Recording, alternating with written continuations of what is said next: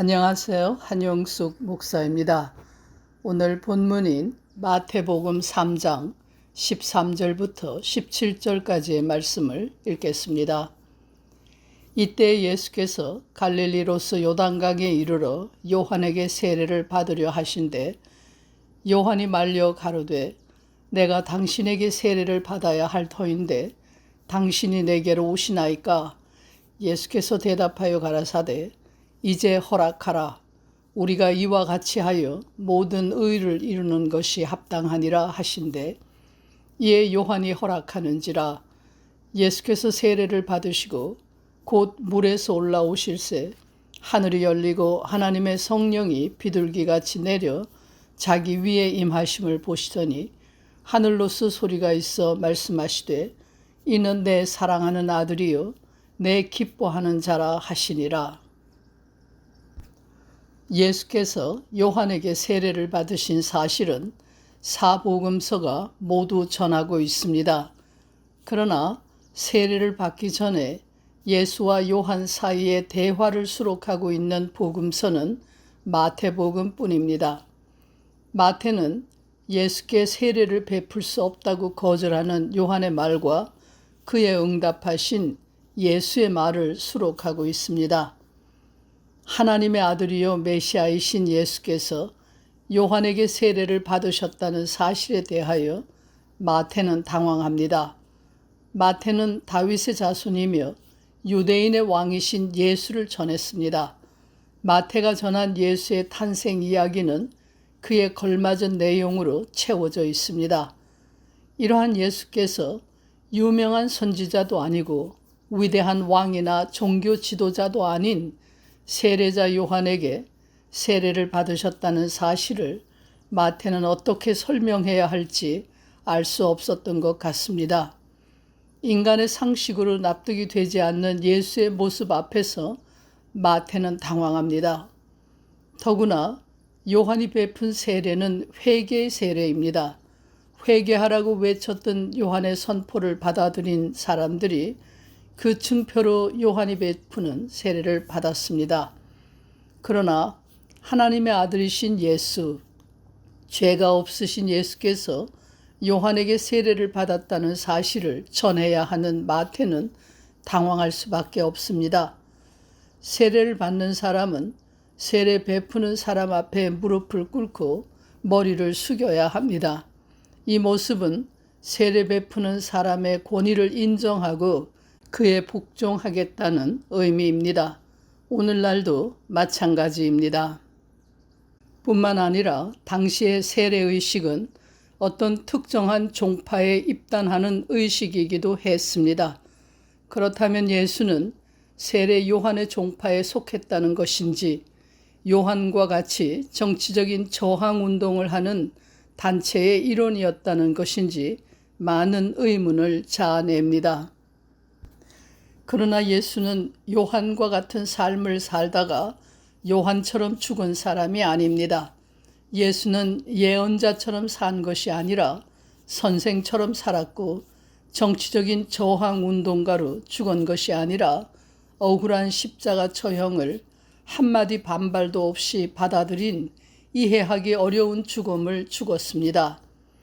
이런 예수께서 요한에게 세례를 받았다는 사실은 마태를 당황하게 만들고 이 사실에 접하는 사람들에게 의문을 자아내게 합니다.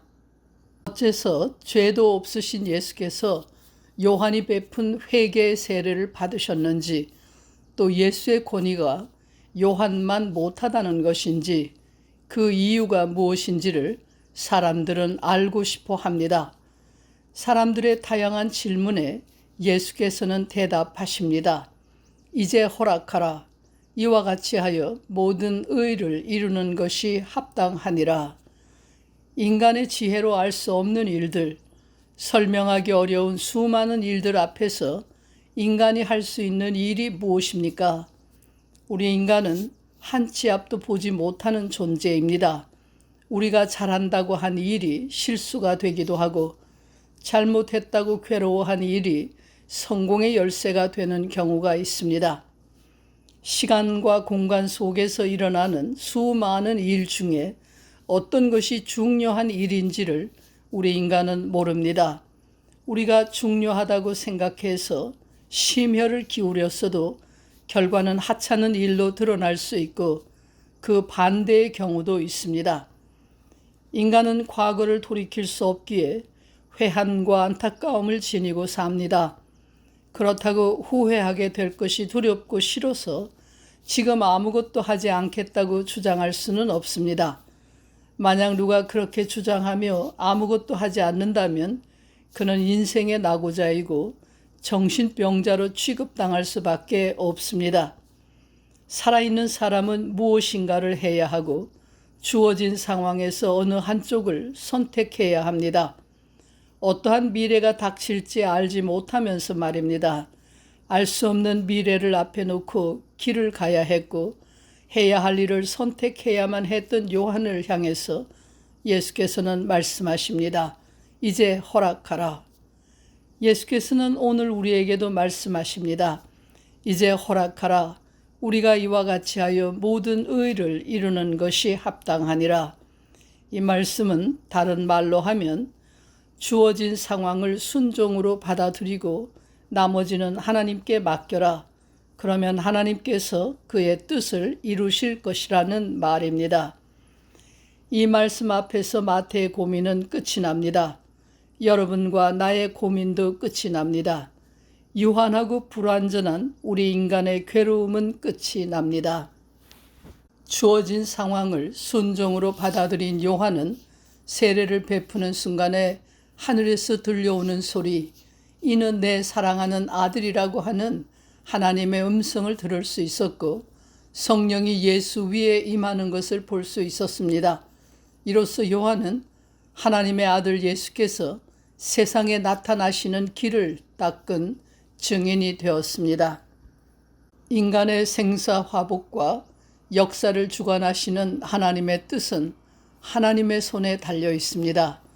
인간의 노력으로 하나님의 뜻을 성취하거나 좌절시킬 수 있는 것이 아닙니다. 인간의 힘과 노력으로는 자신의 머리털 하나도 휘게 하거나 검게 할 수 없습니다. 이제 허락하라는 주님의 말씀이 우리를 자유롭게 합니다. 죄 없으신 하나님의 아들이 죄인이 받아야 할 회개의 세례를 받으셨다는 사실은 우리를 겸손하게 만듭니다. 요한 앞에서 머리를 숙이고 세례를 받으신 예수에게서 우리는 순종을 배웁니다. 순종과 겸손의 길을 가신 예수 안에서 우리는 자유를 얻습니다. 예수 앞에서 우리가 항상 지고 다니던 무거운 멍에가 벗어집니다. 교만하고 고집스러운 우리 자신으로부터 해방을 받습니다. 우리는 이 예수를 나의 주님이라고 고백합니다. 기도하겠습니다. 하나님의 뜻이 우리 안에서 이루어지는 역사를 체험하며 살아가게 해 주시옵소서. 예수 그리스도의 이름으로 기도합니다. 아멘.